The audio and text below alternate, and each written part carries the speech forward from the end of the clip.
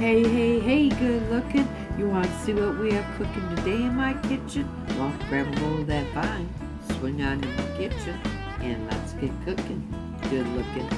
Well, seeing that the Morel Mushrooms are here, I have plenty to do, and I'm going to sit there and show you all how I can these beauties all up.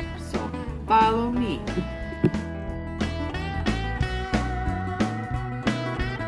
I'm sorry, my video file for this portion was corrupt, so I'm going to have to do a voiceover.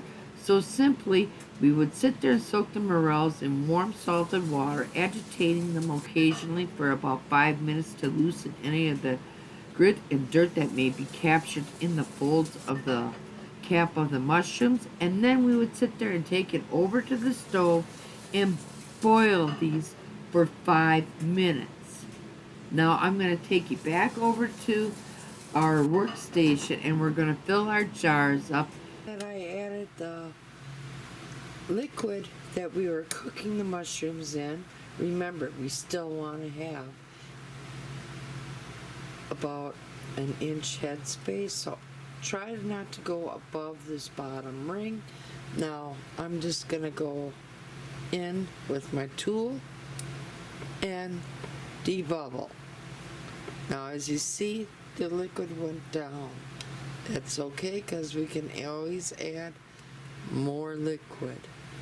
Okay, as you see, I filled it up, and now I'm just gonna sit there because I did fill it up more. I'm gonna just sit. I'm sorry if I'm bumping the camera, but I'm gonna carefully wipe the rim of my jar, and now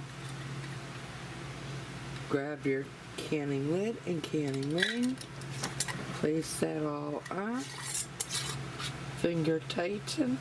Now I'm going to put this over into my pressure canner, and I'm going to sit there and process this at 10 pounds of pressure for 45 minutes.